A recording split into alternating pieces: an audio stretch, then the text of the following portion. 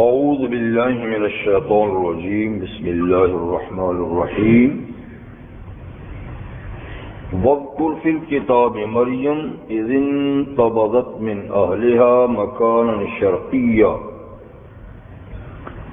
فاتخذت من دونهم حجابا فارسلنا الیها روحنا فتمثل لها بشرا سویا قالت انی اعوذ بالرحمن منک ان کنت تقیا قال انما انا رسول ربک لاہب لک غلاما زکیا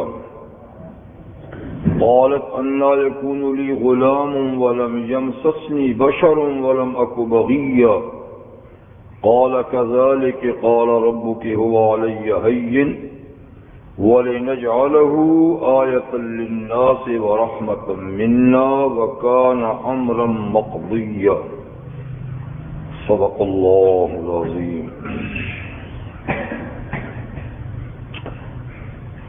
سورہ مریم کی آیہ نمبر 16 سے 21 تک آیات آپ کے سامنے تلاوت کی گئی۔ اس سے پہلے رکوع میں سیدنا زکریا علیہ السلام اور بڑھاپے میں ان کی طلب اولاد کے لیے دعا عاجزانہ اور ان کی دعا کی استجابت یعنی قبولیت اور سیدنا یحییٰ علیہ السلام کے بطور بیٹا کی بشارت کہ یہ نام پہلے کسی کا نہیں تھا، ہم نے ہی تجویز کیا ہے۔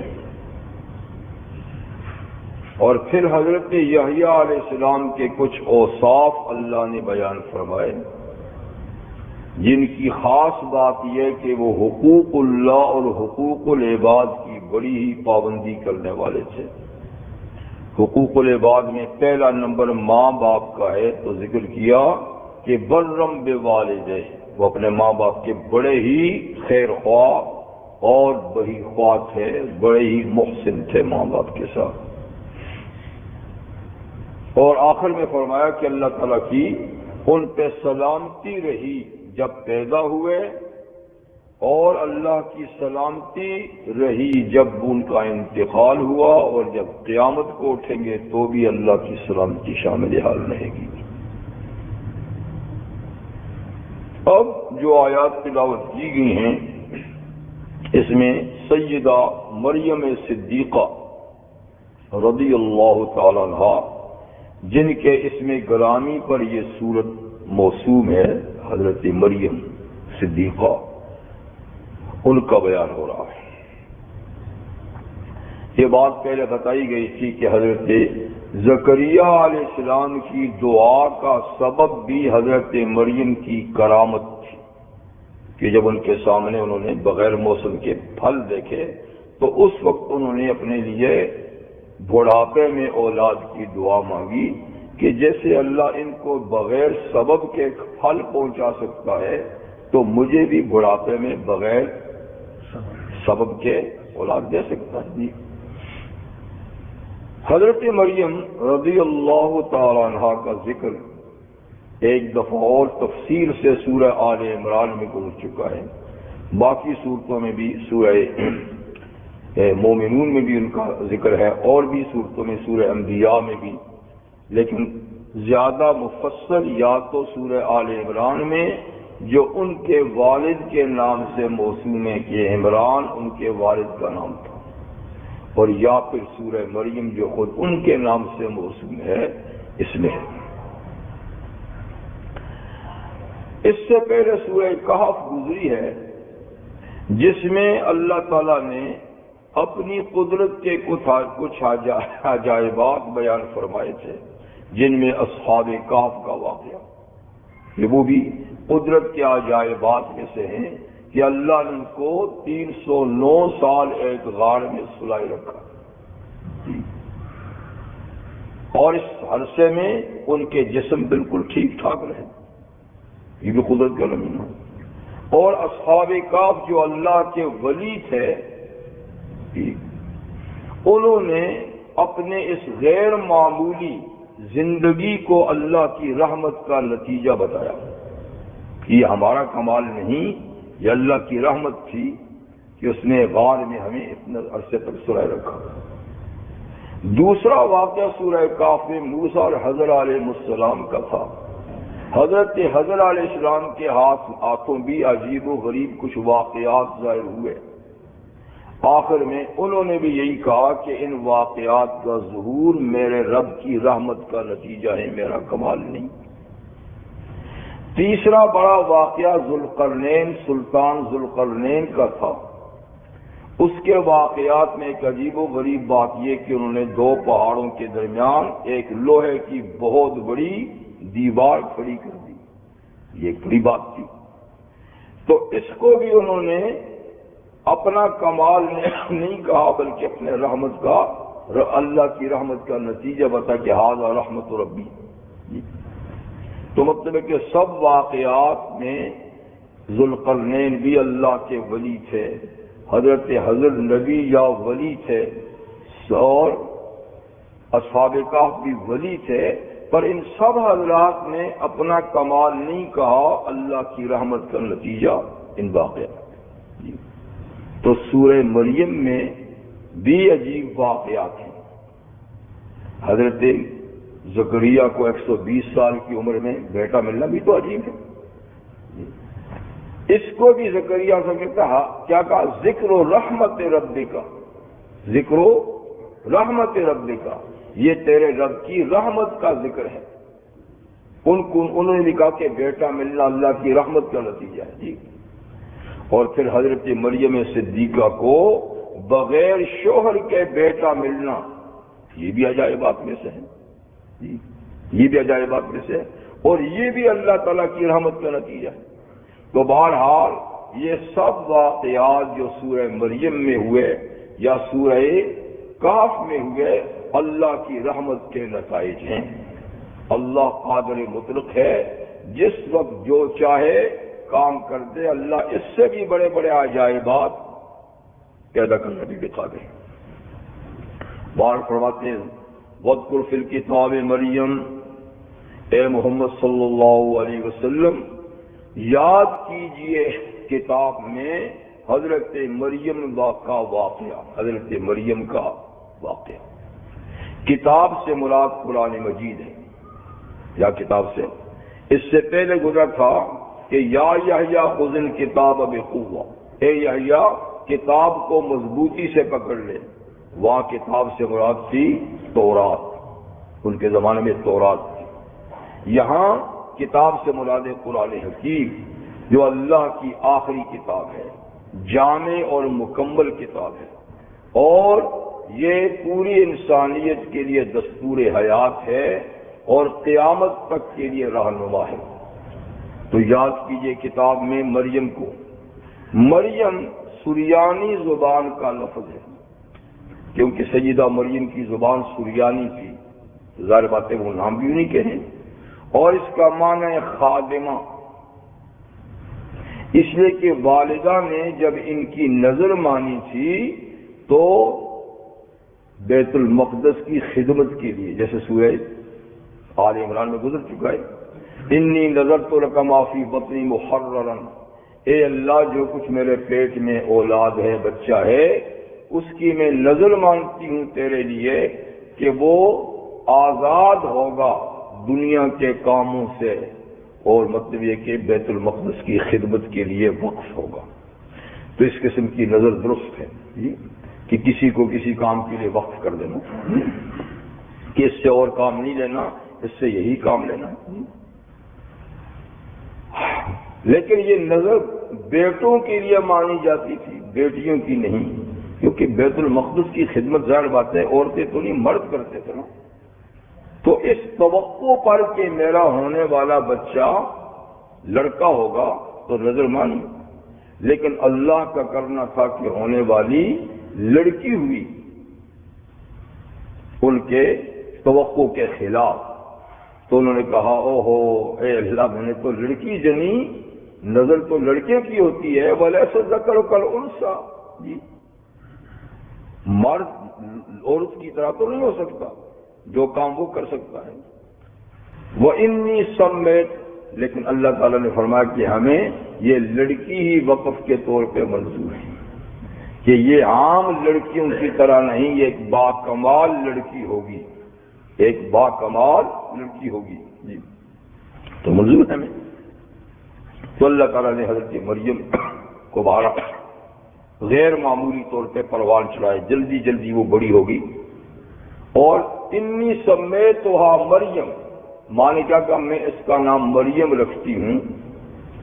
عام طور پہ تو باپ نام تجویز کرتا ہے اولاد کا، لیکن جب باپ نہ ہو تو پھر ماں تجویز کر سکتی ہے، یا پھر دونوں کا مشورے سے ہوتا ہے. جی تو یہاں باپ تو نہیں سے پہلے انتقال ہو گیا تھا جناب عمران کا، تو ماں نے نام ان کا مریم رکھا. تو مریم کا معنی کیا ہے؟ خادمہ، خدمت کرنے والی. یاد کیجئے کتاب میں مریم کو اذ انتبذت من اہلہا مکانا شرقیہ، جب وہ الگ ہو گئی اپنے گھر والوں سے مشرقی جگہ میں، مکان کا مطلب جگہ، مشرقی سمت کی جگہ میں. تو یہ بات سورہ آل عمران میں گزر چکی ہے کہ جب وہ پیدا ہوئی اور دودھ چھوڑا تو حضرت حنہ جو ان کی والدہ تھی وہ ان کو اٹھا کر بیت المقدس میں لائیں کہ یہ نظر ہے، دودھ چھوڑ دیا ہے، اب تم لوگ اس کو سنبھالو. اس وقت بیت المقدس کے ارکان، انتظامیہ، بورڈ آف ڈائریکٹرز، ایک کم 30 آدمی تھے، جن میں حضرت زکریہ علیہ السلام بھی ان میں تھے، اور یہ تو اللہ تعالیٰ کے نبی تھے. یعنی حضرت عمران تو امام تھے، نبی نہیں تھے. حضرت مریم کے والد امام تھے، بڑے نیک پارسا آدمی تھے، لیکن نبی نہیں تھے. اور حضرت زکریہ نبی تھے لیکن امامت نہیں کرتے تھے. تو الگ الگ پوزیشن تھی، اور دونوں آپس میں ہم ظلف تھے، یعنی حضرت مریم کے خالی ہیں. تو وہ لائیں تو ہر ایک نے حضرت مریم کو ہاتھوں ہاتھ لینے کی کوشش کی کہ یہ بڑی مقدس بچی ہے، آج تک کوئی بچی نظر اور وقت کے طور پہ نہیں آئی، تو میں اس کی خدمت کروں گا. میں جھگڑا ہو گیا ڈائریکٹر میں. جب جھگڑا ہو گیا اور حضرت زکریا نے کہا کہ میں لوں گا، میں زیادہ حقدار اس کا خالوں ہوں، اور میرے گھر میں اس کی خالہ ہے، اور خالہ تو ماں کی طرح ہے. لیکن دوسرا کہا نہیں، ہم کو نہیں کریں گے. بالآخر بات قرا اندازی پہ کہ چلو یہ قرا ڈالو، جس کے نام نکلے گا وہ سمجھے. جب قرا ڈالا تو حضرت زکریا ہی کا نام نکلا، سمجھے. بارہ جب ان کا نام نکلا اور ان کی کفالت میں حضرت مریم آئیں تو انہوں نے حضرت مریم کے لیے بیت المقدس میں ایک مخصوص کمرہ کر دیا کہ بچی ہے، چھوٹی ہے، کسی کا آنا جانا نہ ہو تو کھانا وانا دیتے تھے، ضرورت کے وقت لے جاتے تھے، باقی ہر وقت وہ اللہ کی عبادت میں مصروف ہوتی تھی. اور اللہ نے بہت جلدی ان کو پروان چڑھایا. یہ بات کی غیر معمولی طور پر، یعنی وہ ہفتے میں مہینے کی لگتی تھی، مہینے میں سال کی لگتی تھی، یہ سب جلدی جلدی. یہاں تک کہ جب ان کی عمر 13، 14 یا 15 سال ہوئی، یعنی بالغ ہو گئی اسی حال میں، تو بلوغ کی نشانی عورتوں میں ہے حیض کا آنا. یعنی جس بچی کو وہ ماہواری منتھلی پیریڈ کا خون آئے، شروع ہو، یہ اس کے بالغ ہونے کی نشانی ہے. اگر کسی کو نہ آئے تو 15 سال سے آٹومیٹک وہ بالغ، لڑکا ہو یا لڑکی. لیکن جس کو آ جائے 13 سال میں، 12 سال میں، 9 سال تک بھی ہو سکتی ہے بالغ. تو اس نشانی سے تو ان کو اچانک جو ہے نا وہ خون آیا تو حیرت میں ڈوب گئے کہ آج تک یہ چیز نہیں دیکھی تھی، یہ کیا ہو گیا میرے ساتھ.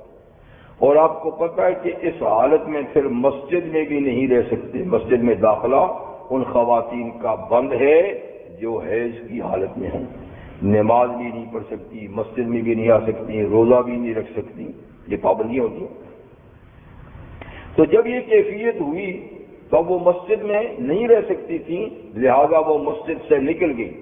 تو فاتخذت اذ انتبذت من اہلہا مکانا شرقیہ، جب وہ الگ ہو گئیں بیت المقدس سے مشرقی سمت. اب مشرقی سمت سے کیا مراد ہے؟ یا تو یہ کہ بیت المقدس شہر سے مشرق میں، پورے شہر سے مشرق میں، یا یہ کہ وہ اپنے گھر سے کسی مشرقی کونے میں چلی گئی. ٹھیک ہے نا، بہر مسجد سے وہ نکل گئی، اس سے کہ مسجد ہی رہ سکتی تھی. فاتخذت من دونہم حجابا، تو انہوں نے اپنے گھر والوں سے ایک پردہ لٹکا لیا، کیونکہ ان کو اس حالت میں پاک ہونے کے لیے غسل کی بھی ضرورت تھی. تو انہوں نے اپنے گھر والوں سے ایک پردہ لٹکا لیا، پردے سے آگے چلی گئی تاکہ گھر والوں سے الگ ہو جائے. چاہے یہ گھر کے اندر کا معاملہ ہے یا گھر سے کہیں باہر نکل کے معاملہ ہے، لیکن جہاں بھی گئیں تو انہوں نے بہرحال پردے کے لیے ایک حجاب، یعنی اس کے اندر حجاب یعنی لگا دیا پردے کے لیے. تو فاتخذت من دونہم حجابا، جب انہوں نے باقاعدہ پردہ کر لیا اور غسل کے لیے تیاری شروع کی، آنن فانن کیا دیکھتی ہیں کہ فارسلنا الیہا روحنا، اللہ فرماتے ہیں اسی حال میں، اسی مقام تنہائی میں ہم نے ان کی طرف اپنا روح بھیجا. روح کے کئی معنی ہیں. روح وحی کو بھی کہتے ہیں، روح قرآن کا بھی ایک نام ہے، اور روح حیات کو بھی کہتے ہیں کہ جس کے موجود ہونے سے ہر جاندار چیز زندہ ہوتی ہے. اور ایک روح انسانی بھی ہے، ایک روح حیوانی ہے جس سے ہر جاندار زندہ ہوتا ہے اور نکلنے سے مر جاتا ہے. ایک روح انسانی ہے جو فقط انسانوں کی روح حیوانی پر اس کو اللہ تعالیٰ ڈال دیتے ہیں. تو انسانوں میں ایک تو روح حیوانی ہے جس کی بنیاد پر انسان باقی جانوروں کی طرح زندہ ہے.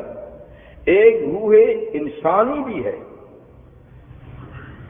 وہ اس روح حیوانی پر فقط انسانوں کی انتر ہوتی ہے، تو ایک وہ بھی روح ہے. اور ایک روح القدس بھی ہے. حضرت جبریل امین کا لقب بھی کیا ہے؟ روح ہے.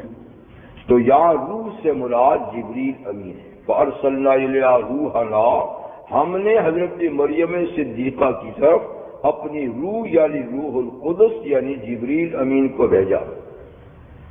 پر جبریل امین تو نورانی مخلوق ہے، جن کے اجسام تو ہیں لیکن وہ نظر نہیں آتے، جن کے جسم تو ہیں مگر نظر نہیں آتے. لیکن جنات کی طرح فرشتوں کو بھی اللہ نے اشکال بدلنے کی قوت دی ہے. جیسے جنات بھی نظر نہیں آتے پر وہ شکلیں بدل سکتے ہیں، کچھ بھی بن سکتے ہیں. انسانی شکل بھی بن سکتے ہیں، حیوانات کی شکل بھی بن سکتے ہیں، نباتات کی شکل، ہر شکل میں متشکل ہو سکتے ہیں. تو ایسے ہی اللہ تعالیٰ نے فرشتوں کو بھی دوسری شکل اختیار کرنے کی قوت عطا فرمائی ہے.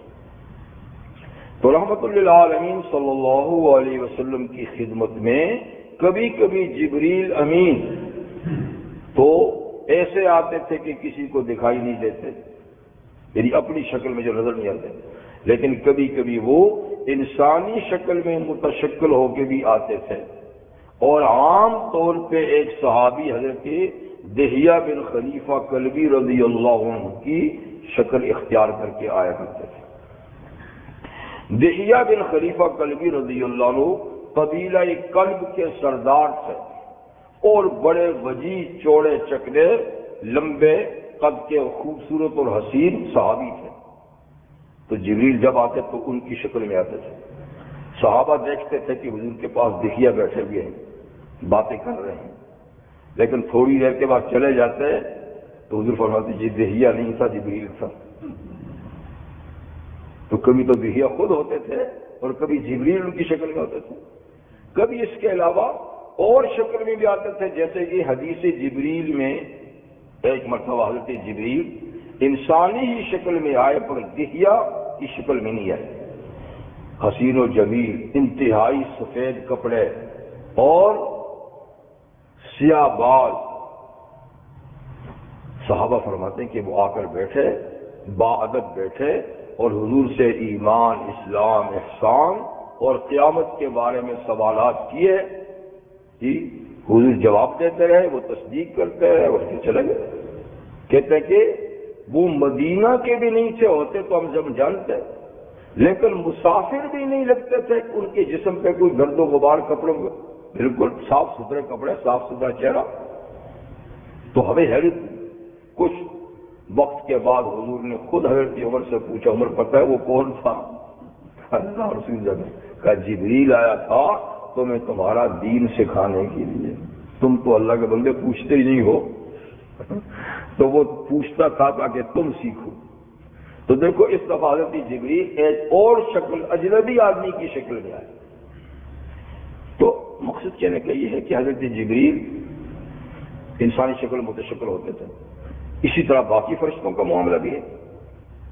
تو یہاں بھی جب حضرت مریم صدیقہ کے پاس اس تنہائی کے مقام میں جبریل آئے تو انسانی شکل میں فَتَمَثَّلَ لَهَا بَشَرًا سَوِيًّا، وہ متشکل ہو گئے حضرت مریم کے سامنے ایک ٹھیک ٹھاک انسان کی شکل میں۔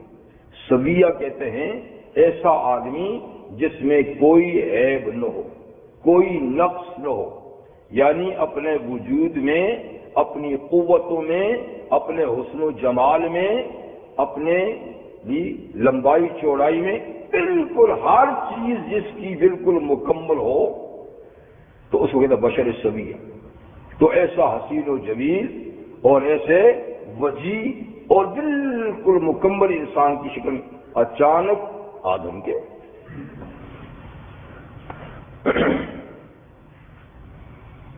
شیخ عبد الغنی نابلسی رحمہ اللہ اور کئی اور محدثین نے فرمایا ہے کہ حضرت جبریل رحمت للعالمین صلی اللہ علیہ وسلم کی شکل میں آئے تھے۔ کیوں؟ کہتے اس لیے کہ بشر سوی تو صرف حضور ہے۔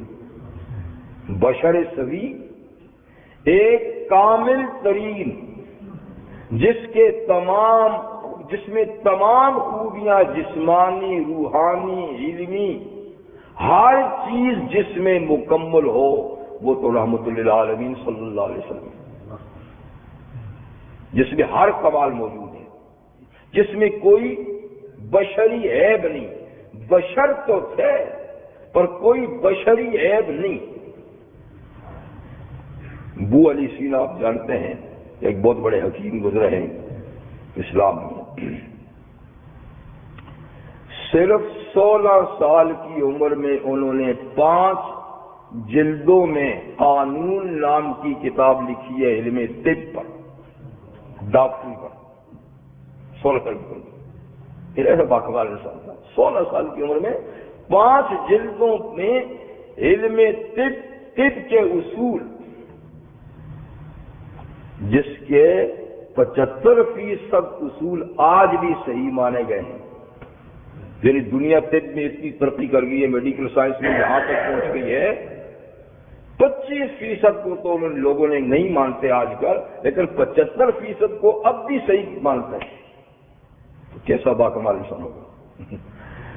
اور یہ کتاب لکھ کر اس نے پھر کیا کہا کہ یہ تو میں نے شغل کے طور پہ لکھی ہے، یہ میرا اصل موضوع نہیں، اصل موضوع تو فلسفہ ہے، اصل موضوع تو فلسفہ ہے، اور طب تو بطور شغل کے میں نے اختیار کیا ہے۔ جس کے شغل کا یہ عالم ہو اس کے فلسفے کا کیا عالم ہو۔ خیر، وہ بھی لکھتا ہے کہ کائنات انسانی میں کامل ترین انسان صرف رسول اللہ صلی اللہ علیہ وسلم ہے۔ دیکھیں دیگر انبیاء کرام بھی کامل، لیکن کامل ترین وہ کہتے ہیں کہ انسان میں 4 اخلاق ہیں۔ اخلاق کا معنی مکس چیزیں، 4 مرکزی چیزیں جی، بلغم ہے، خشکی ہے، سودا ہے، صفرا ہے، یہ 4 اور بھی کئی چیزیں، لیکن یہ 4 اخلاق ہیں۔ وہ کہتے ہیں کہ جس آدمی کا ہر خلق مکمل ہو، ایسا دنیا میں کوئی انسان نہیں کہ ہر خلق بالکل اعتدال پر ہو۔ اگر ایک پورا ہوگا تو دوسرے میں کمی ہے، دوسرا پورا ہوگا تو تیسرے میں کمی ہے، کوئی نہ کوئی تھوڑا سا اونچ نیچ 19-20 ہر انسان میں ہوتا ہے، یعنی بہت ہی صحت مند آدمی ہو تو بھی ہوتا ہے۔ لیکن جس شخصیت کے سارے اخلاق لیول کے لحاظ سے بالکل پورے، وہ کہتے ہیں کائنات انسانی میں صرف حضور ہے۔ اس کی وجہ بتاتا ہے، وجہ اس کی بتاتا ہے کہ جس آدمی کے سارے خلق مکمل ہوں، اعتدال میں ہوں،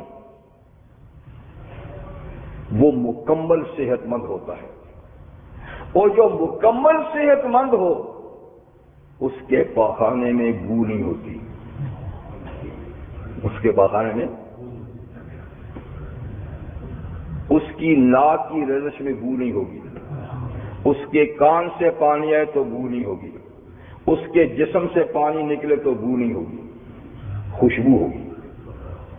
اس لیے کہ ہم جو کچھ کھاتے ہیں وہ خوشبودار چیز ہے نا بھائی، کہ بدبودار کھاتے ہیں۔ ہاں، خوش ذائقہ عمدہ سے عمدہ غذائیں، عمدہ سے عمدہ غذائیں کھائیں تو جب خارج ہو تو بھی عمدگی ہونی چاہیے۔ یہ جو اس میں بدبو اور یہ جو اس میں خرابی اور اس میں سختی نرمی جو ہوتی ہے تو کہتے ہیں یہ اخلاق کے بگڑنے سے ہوتی ہے۔ اور یہ بات مانی ہوئی ہے کہ رحمت للعالمین صلی اللہ علیہ وسلم کا پاخانہ بھی خوشبودار تھا۔ پسینے کی خوشبو تو آپ بھی جانتے ہیں، پسینے کی خوشبو تو جی، تو اس لیے وہ کہتا کہ کامل تھی۔ تو اس لیے بعض مفسرین نے اور شیخ عبدالغنی نابلسی بھی بڑے یہ لوگوں میں سے وہ کہتے تھے کیونکہ بشر سوی صرف حضور ہیں، اس لیے جبریل جو حضرت مریم کے سامنے آئے تو رسول اللہ کی شکل میں آئے تھے۔ اب اللہ بہتر جانتا ہے، یہ تو اللہ بہتر جانتا ہے، یہ کچھ حضرات کا قول ہے، اپنی جگہ پہ ٹھیک بھی ہے۔ خیر بہرحال وہ ایک صحیح مکمل انسان کی شکل میں آئے۔ جب اس تنہائی کے مقام میں ایک غیر آدمی کو دیکھا تو حضرت مریم تو پیکر عفت تھیں، وہ تو پیکر عفت تھی، پیکر عصمت تھی، اور بڑی عابدہ زاہدہ تھی۔ وہ تو یوں بھی کسی غیر پہ نظر ان کی نہیں پڑتی تھی، اور اس تنہائی کے مقام میں اچانک اور ایک حسن و جمال کا پیکر آدمی سامنے آ گیا تو ہکی بکی رہ گئی، اور انہوں نے فوراً قال کا انی اعوذ بالرحمن منک ان کنت تقیا، اے شخص، اے میرے اس تنہائی کے مقام میں آنے والے اے شخص، میں تجھ سے رحمان کی پناہ میں آتی ہوں، اللہ تجھ سے مجھے بچائے۔ بڑا کمانے بچاؤ، یعنی یہاں اللہ ہی بچا سکتا ہے، کوئی ہے نہیں حفاظت کا ذریعہ، میں ایک اکیلی ہوں، مقام تنہائی ہے، اور تو بھی کوئی معمولی آدمی، ساری قوتوں کا پیکر، تو تجھ سے بچنے کی کوئی صورت نہیں، ایک رحمان تجھ سے بچا سکتا ہے، تو میں رحمان کی پناہ میں آتی ہوں تجھ سے۔ ان کنت تقیا، اگر تجھ میں کچھ بھی خوف خدا ہو تو پرے ہو جا، ان کنت تقیا، اگر تجھ میں کوئی تقوی پرہیزگاری اور خدا خوفی ہے تو فوراً یہاں سے ہٹ جا۔ بعض حضرات کہتے ہیں کہ یہ ان ماں کے معنی میں ہے، تو اس کا مطلب یہ ہوا کہ میں تجھ سے رحمان کی پناہ میں آتی ہوں، ان کنت تقیا، تجھ میں تو خوف خدا ہی نہیں ہے، یہاں آ گیا تو تجھ میں تو خوف خدا ہی نہیں ہے۔ تو دونوں ہو سکتے ہیں، دونوں معنی، اگر تجھ میں تقوی ہے تو ہٹ جا، یا تجھ میں تو خوف خدا ہی نہیں، تو یہاں کیسے آ گیا؟ بہرحال انہوں نے جب یہ کہا تو فرشتے نے جواب دیا کہ میں کوئی انسان نہیں، مجھ سے گھبرانے کی کوئی بات ہی نہیں، نہ کسی بری نیت سے آیا ہوں، میں تو اللہ کا فرشتہ ہوں، معصوم ہوں، بے خطا ہوں، بے قصور ہوں، مجھ سے تو خواہشات بھی نہیں، شکل میری بے شک انسانوں کی ہے پر جذبات انسانی نہیں، آپ کو فکر کی کیا بات ہے؟ اور نہ فرشتوں سے کوئی پردہ ہوتا کہ یہ یہاں کیسے آ گیا. انسان ہوں تو پردہ بھی ہے، انسان تو ہوں. انما انا رسول ربک، مریم میں تیرے رب کا بھیجا ہوا ہوں. خود بھی نہیں آیا، خود بھی جی، اور کسی آدمی کا بھیجا ہوا بھی نہیں، میں تو تیرے رب کا بھیجا ہوا ہوں. اور آیا کیوں ہوں؟ لِأَهَبَ لَكِ غُلَامًا زَكِيًّا، تاکہ تجھے ایک پاکیزہ بیٹا دے دوں. اللہ کے حکم سے پاکیزہ بیٹا دے دوں. بعض لوگوں کو یہ غلطی لگ دیکھا جی فلاں صاحب بھی بیٹے دیتے ہیں. جب جبریل بیٹا دے سکتا ہے جی فلاں صاحب بھی دے سکتے ہیں. یہ کتنی غلط بات ہے. جبریل یہ نہیں کہتا کہ میں بیٹا دیتا ہوں، میں تیرے رب کا بھیجا ہوا آیا ہوں جی، اور تجھے بیٹا دے دوں، یعنی بیٹے کی بشارت دے دوں، اور اس کے لیے جو سبب اللہ نے مجھے بنایا ہے کہ تیرے گریبان میں پھونک ماروں، وہ کام کرنے کے لیے آیا ہوں. باقی پھونک سے بیٹا تو اللہ بنائے گا، میرا کام تو پھونک مارنا. یہاں پھونک کا ذکر نہیں ہے. اور سورہ دوسری صورتوں میں سورہ تحریم میں فَنَفَخْتُ فِيهِ مِن رُوحِي، فَنَفَخْتُ، تو جبریل امین کو کہا تھا کہ پھونک مار. تو مطلب ہے کہ میں تجھے بیٹا دے دوں، یعنی اس کا سبب پھونک ہوگی، پھونک میں ماروں گا، آگے بیٹا اللہ تعالیٰ دیں گے. لِأَهَبَ لَكِ غُلَامًا زَكِيًّا، تاکہ تجھے پاکیزہ بیٹا، یعنی ایسا ویسا بیٹا نہیں، پاکیزہ بیٹا، خوش خصال بیٹا، با کمال بیٹا، جو ایک بڑا زبردست پیغمبر ہوگا، جلیل القدر پیغمبر ہوگا. اچھا، یہ سن کے حضرت مریم کو ایک تسلی تو ہو گئی کہ یہ کوئی غلط ارادے سے نہیں آیا، یہ کوئی انسان نہیں ہے. چلو یہ تو اطمینان ہو گیا ٹھیک. لیکن جو اس نے بات کہی اس پہ پھر وہ ہکی بکی لگی. یہ کیا خبر سنا دی، یہ کیا خبر سنا دی. قالت، انہوں نے فرمایا، انا یکون لی غلام، اے خوشخبری سنانے والے، میرا بیٹا کیسے ہوگا، میرا بیٹا کیسے ہوگا جی. اللہ بمانے کیفا، کیفیت، کیا کیفیت ہوگی؟ اس لیے کہ اسباب کے تھرو تو نہیں ہو سکتا، تو بغیر اسباب کے بیٹا کیسے ہوگا؟ انا یکون لی ولد، غلام، میرا بیٹا. غلام لڑکے کو کہتے ہیں انشاء. اور غلام جو ہے وہ جو خریدے بیچے جاتے تھے نا انسان، ان کو بھی غلام کہا جاتا ہے. لیکن یا لڑکا بنا، تو میرا لڑکا کیسے ہوگا؟ وَلَمْ يَمْسَسْنِي بَشَرٌ وَلَمْ أَكُ بَغِيًّا، کہ مجھے تو کسی مرد نے ہاتھ تک نہیں لگایا، میں تو مجسمہ عفت ہوں، عصمت ہوں، کنواری ہوں، شادی ہی نہیں ہوئی، مجھے تو کسی آدمی نے ہاتھ ہی نہیں لگایا. اور اللہ کا قانون یہ ہے کہ جائز طریقے سے نکاح ہونے کے بعد میاں بیوی کے ملاپ کے بعد اولاد ہوتی ہے. وہ تو بات ہی نہیں، کسی سے شادی نہیں ہوئی. یہ تو جائز طریقہ ہے جو یہاں نہیں. وَلَمْ أَكُ بَغِيًّا، اور میں کوئی بدکارہ بھی نہیں ہوں کہ ناجائز طریقے سے کسی مرد کی قربت ہوئی ہو اور اس طریقے سے. تو مطلب یہ ہے کہ مرد کی قربت کے بغیر تو اولاد نہیں ہوتی، نہ جائز طریقے سے اور نہ ناجائز طریقے سے. دو ہی طریقے، یا جائز طریقے سے ملاپ ہو یا ناجائز طریقے سے. یا ناجائز ہے ٹھیک ہے، اور ناجائز تو ہو ہی نہیں سکتا جی.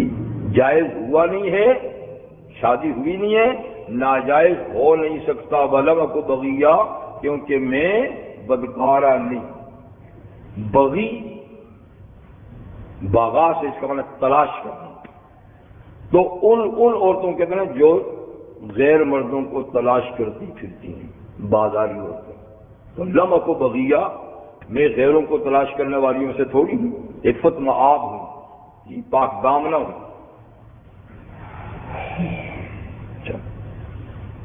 اپنا اس استجاب کا ذکر کیا. اب فرشتہ ان کو جواب دیتا ہے، ایسے ہو گیا. فرشتہ کہتے ہیں قال کذالک، فرشتہ کا بات ایسی ہی ہے جو آپ نے کہی، عام قانون ایسا ہی ہے جو آپ نے کہا کہ نہ آپ کی شادی ہوئی ہے، آپ کنواری ہیں، اور نہ ہی آپ بدکارہ ہیں، بات ایسی ہی ہے. اس کے باوجود قال ربک، یہ بات تیرے رب نے کہی ہے کہ بیٹا دوں گا. بس بات ختم ہوگی.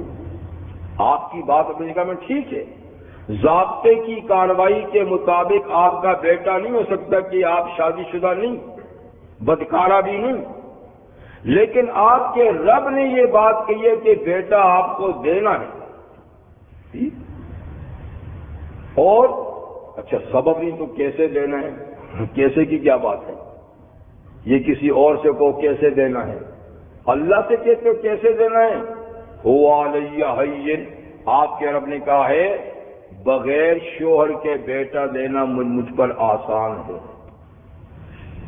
یہ اتنا ہی آسان ہے کہ شوہر سے دلاؤں، تو شوہر سے دلانا اور بغیر شوہر کے دلانا اللہ کے نزدیک ایک ہی جیسا ہے.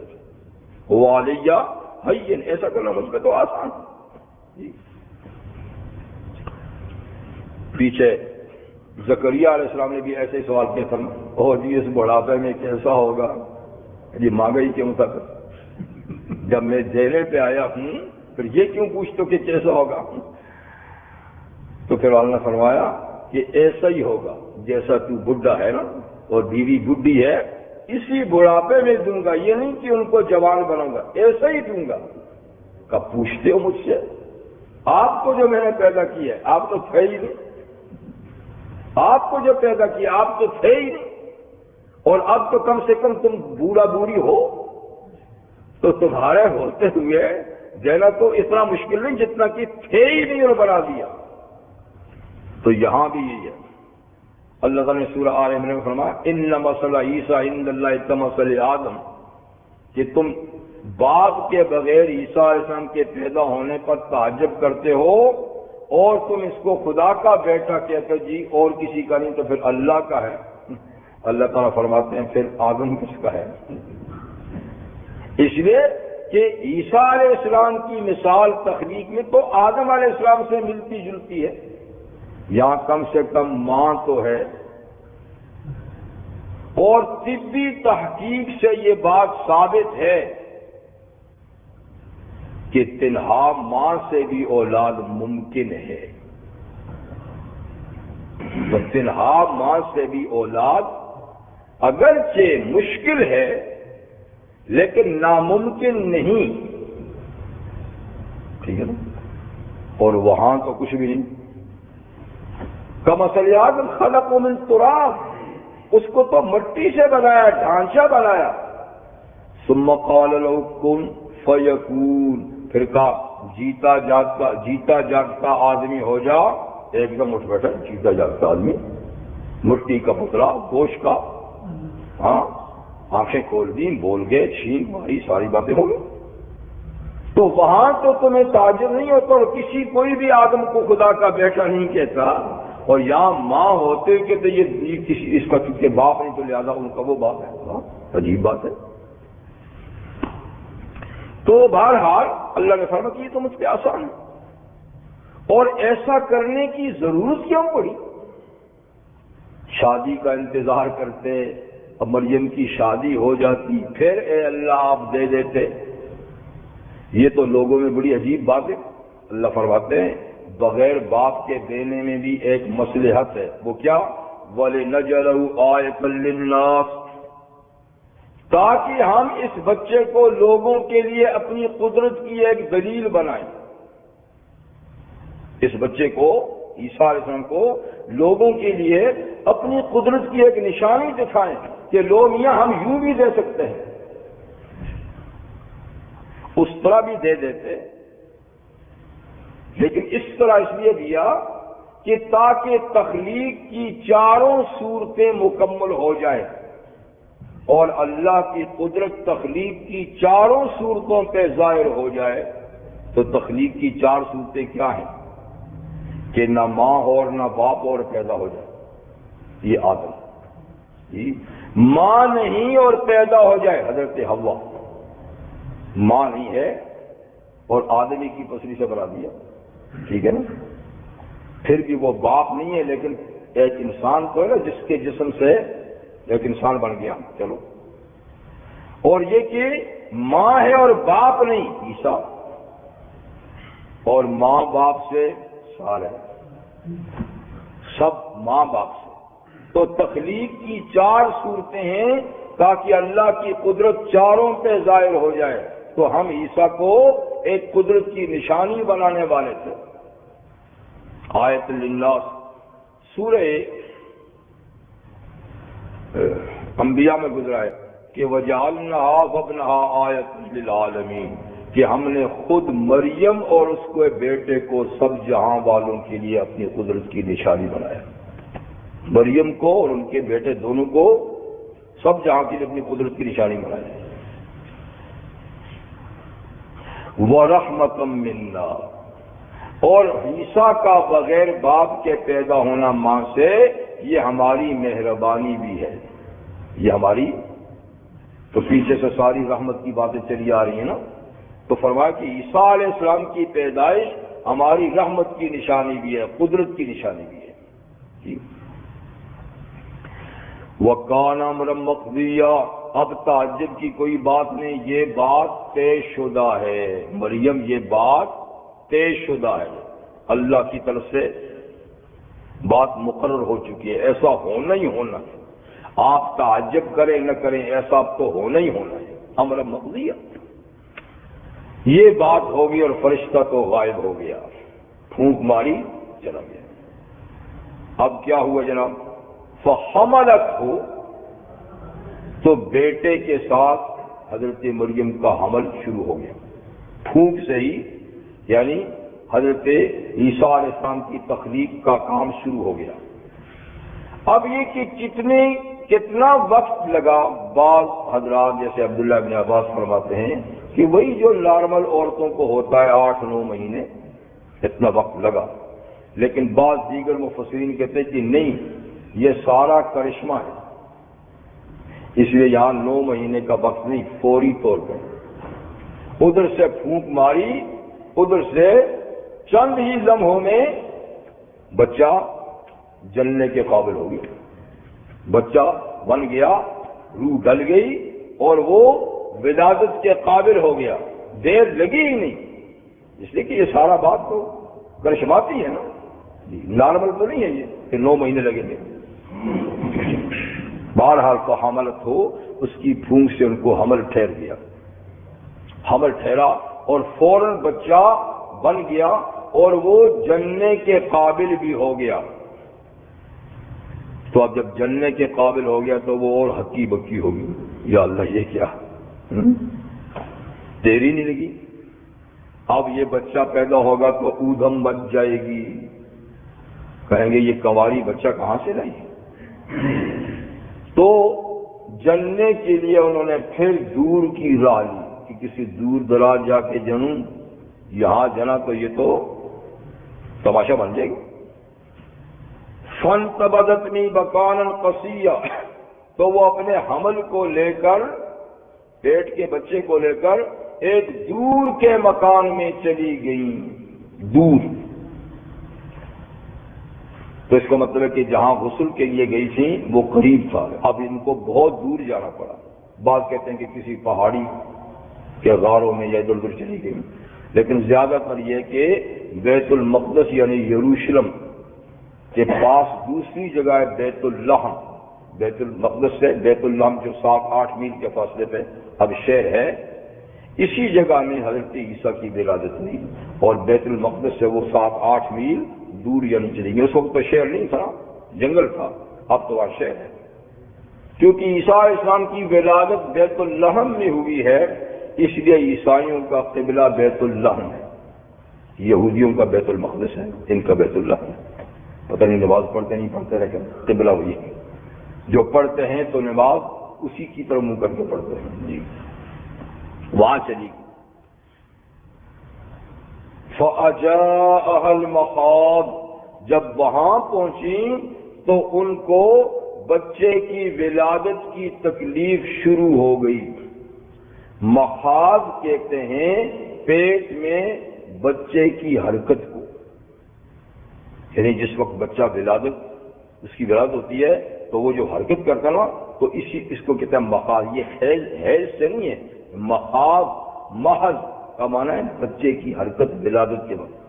تو فاجاء المخاض، جس کو ہم اردو میں کہتے ہیں درد ذہ، درد یعنی ولادت کا درد، ذہ کہتے ہیں ولادت کو، اور درد کا معنی تکلیف، پیدائش کی تکلیف۔ تو ان کو پیدائش کی تکلیف شروع ہو گئی۔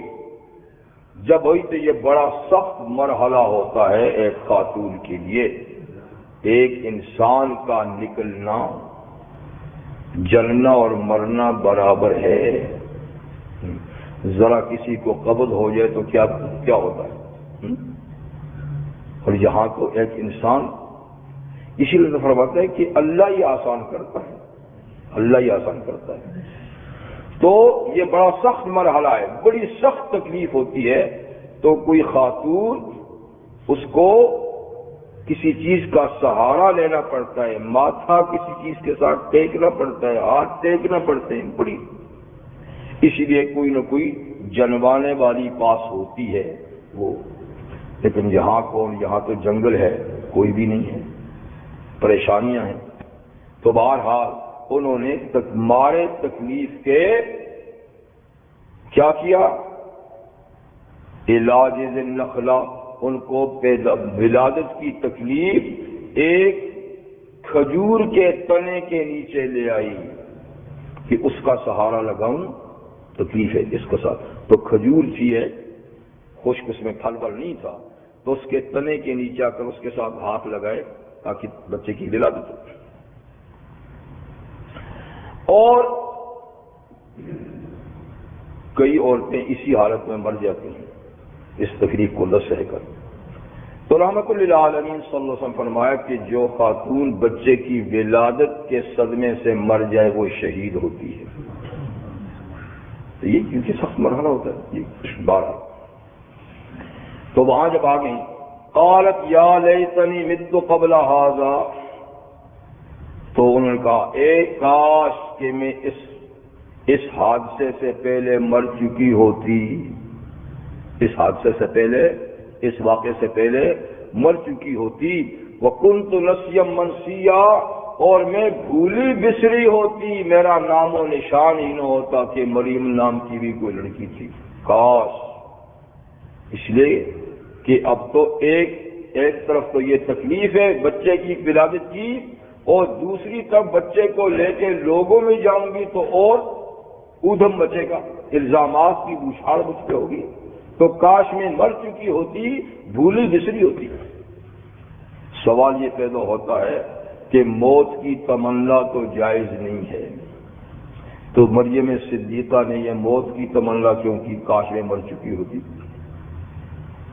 تو اہل علم کہتے ہیں کہ یہ اختیاری تمنا نہیں ہے، اضطراری تمنا ہے۔ اپنے اختیار سے کسی تکلیف کو نہ سہتے ہوئے موت کی تمنا منع ہے، لیکن انتہائی مجبوری اور بے بسی کے عالم میں اگر موت کی تمنا کا لفظ منہ سے نکل جائے تو یہ ایک مجبوری ہے۔ تو انہوں نے ایک مجبوری کے طور پہ یہ تمنا کی، کوئی اپنے اختیار سے تو نہیں کی کہ میں مر چکی ہوتی جی۔ اور بعض اہل علم کہتے ہیں کہ نہیں، بات یہ نہیں تھی، بات یہ تھی موت کی تمنا کی کہ اپنی تکلیف کی وجہ سے موت نہیں مانگ رہی، موت اس لیے مانگ رہی کہ میں تو جیسا تیسا کر کے بچے کو جن لوں گی اور یہ وقت کی تکلیفیں ختم ہو جائے گی، لیکن جب یہ بچے کو لے کر قوم میں جاؤں گی وہ تو کیا کچھ کہیں گے، حالانکہ واقعہ کچھ ہے اور وہ کچھ الزامات لگائیں گے اور جھوٹے الزامات لگا کر وہ گناہگار ہوں گے، کافر بن جائیں گے، عذاب میں مبتلا ہوں گے۔ تو اپنا صدمہ نہیں، اس واقعے سے لوگوں کی گمراہی کا صدمہ تھا کہ میری یہ ولادت سبب بن جائے گی بچے کی ولادت سبب بن جائے گی ان کی گمراہی کی، اور وہ گمراہ ہوں گے، عذاب میں جائیں گے، تو کاش یہ واقع ہی نہیں ہوتا کہ وہ اپنے حال پہ رہتے اور یعنی مجھ پہ الزام لگا کہ کافر نہ بنتے، گناہگار نہ ہوتے، یہ بھی ہو سکتا ہے، ٹھیک ہے نا۔ بہرحال انہوں نے اس آرزو کا اظہار کیا، بامر مجبوری کیا، یا یہ کہ قوم کے انکار کی وجہ سے کیا کہ وہ انکار کر کے گناہگار ہو جائیں گے۔ اسی حالت میں کہ وہ اس تکلیف میں مبتلا تھیں اور اکیلی تھیں، فناداها من تحتها اللہ تحزنی قد جعل ربک تحتک سریا، اتنے میں وہی فرشتہ جو متشکل ہو کے آیا تھا بات کی جگہ میں، اب یہاں بغیر شکل کے آیا، نظر نہیں آ رہا تھا، اور درخت کے نیچے سے اس نے تسلی کی حضرت مریم کو، آواز آئی، خود نظر نہیں آیا، فناداها من تحتها، نیچے سے ان کو پکارا اور کہا اللہ تحزنی، اے مریم غم نہ کر، غم نہ کر، کیونکہ اس وقت خاتون کو دوا کی اور غذا کی بھی اشد ضرورت ہوتی ہے، جب بچے کی ولادت تو دوا اور غذا کی بھی اشد ضرورت ہوتی ہے، اس وقت تو ان کے پاس کچھ بھی نہیں تھا، تو کا فکر نہیں کر، قد جعل ربک تحتک سریا، تیرے رب نے تیرے نیچے، یعنی اسی درخت کے نیچے جو خشک جگہ ہے، نہر بہا دی ہے، پانی کی نہر، کچھ بھی نہیں تھا وہاں پر، اچانک چشمہ ابلا، تازہ میٹھا شیریں پانی جاری ہو گیا، تو پانی کی نہر بہا دی ہے، اس لیے ایک تو یہ پینے کا سامان ہو گیا، وَهُزِّي إِلَيْكِ بِجِذْعِ النَّخْلَةِ، اور جس درخت کے تنے کے نیچے آپ عیسیٰ کو جنم دے رہی ہیں، یہ خشک درخت جس کے اوپر پھل نہیں، اس کو تھوڑی سی حرکت دے، اب تنے کو کون حرکت دے، پھر اتنی بیمار، اب تنے کا کیا بنتا ہے جی، پر کر کیوں، کہتے ہیں حرکت میں برکت ہے، اللہ ویسے بھی تو قادر تھا نا، حرکت دینے کی کیا ضرورت ہے، لیکن اس میں یہ سبق دیا جاتا ہے کہ ہاتھ تو ہلاؤ نہیں، بیٹھے ہی بیٹھے مانگتے ہو کہ دے دے دے دے، کچھ ہاتھ بھی تو ہلاؤ نا، تو مطلب کہ جتنا تو کر سکتی ہے وہ کر، آگے کرنا تو اللہ کا کام ہے،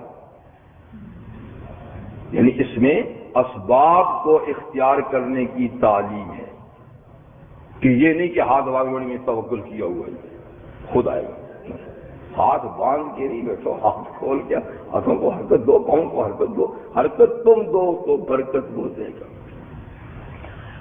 تو اس کے تنے کو حرکت دے، کیا ہوگا، تو سا کے تالے کی رطباً جنیا، یہ خشک درخت تجھ پر تازہ بتازہ کھجور کے دانے خود گرائے گا، دانے لگ بھی جائیں گے، درخت کو حرکت بھی ہو جائے گی اور دانے گر بھی جائیں گے، آپ کو جانے کی ضرورت نہیں، بس آپ اتنا کیجیے، پانی بھی ہے اور تازہ کھجورے بھی، تو کھانے پینے کا انتظام ہو گیا، فَكُلِي وَاشْرَبِي وَقَرِّي عَيْنًا، سو درخت کا پھل کھا اور اس ندیا کا پانی پی، وَقَرِّي عَيْنًا، اور اپنے حسن و جمال کے پیکر بچے کو دیکھ کے آنکھیں ٹھنڈی کر، یہ کھانے پینے کا سامان ہے، اور اللہ نے جو حسن و جمال، ہر نبی حسن و جمال کا پیکر ہوتا ہے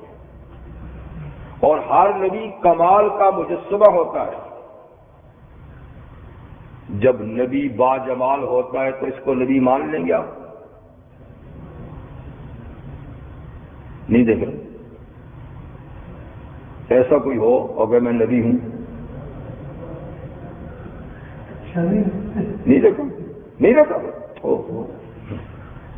بھائی مرزا قادیانی، کبھی اس کی شکل دیکھو تو ڈر لگتا ہے،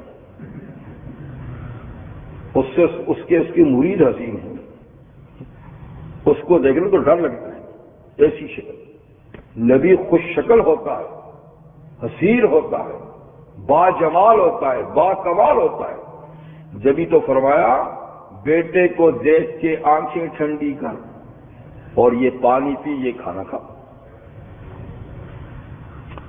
اچھا یہ تو ہو گیا، لیکن لوگوں کا کیا بنے گا؟ کہ لوگوں کا علاج بھی تجھے بتاتے ہیں۔ فَإِمَّا تَرَيِنَّ مِنَ الْبَشَرِ أَحَدٍ، اگر لوگوں میں سے کوئی تجھے دیکھ لے کہ تیری گود میں بچہ ہے تو پوچھنے سے پہلے ہی کہہ دینا، اشارتاً، زبان سے نہیں، اشارتاً۔ یہ قولی، یہ نہیں کہ زبان سے کہنا، اشارے سے، قولی انی نظرت للرحمن صوما۔ کوئی کہے کیا ہے مریم، گود میں کون ہے؟ یہ اشارہ اس کی بات ہے کہ ان کا چپ کا روزہ ہے۔ تو کہہ دینا اشارے سے کہ میں نے رحمان کی خاطر چپ کا روزہ، روزے کی نظر مانی ہے۔ انی نظر تو للرحمن، تو نظر کا روزہ ہے، اور نظر کا روزہ نہیں، کا چپ کا روزہ ہے۔ تو بھائی ہماری شریعت میں چپ کا روزہ نہیں اچھا، لیکن ان کی شریعت میں چونکہ تھا تو اس لیے ان کو بتایا کہ اشارے کر کے بتا دینا کہ وہ بولیں گے نہیں، کسی سے بات نہیں کرنی۔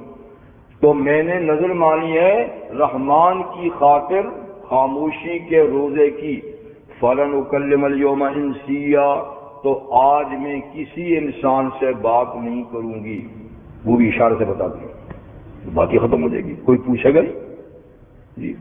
اور باقی شور تو مچائیں گے، اس کا علاج پھر اگلی آیات میں ہے کہ بچہ خود جواب دے گا، آپ نے جواب نہیں دینا۔ بچہ خود جواب دے گا، آپ نے جواب، آپ کہہ دیں میں خاموشی کرو گا، مجھے مت چھیڑو۔ سبحانک اللہم وبحمدک اشہد ان لا الہ الا اللہ استغفرک واتوب الیک۔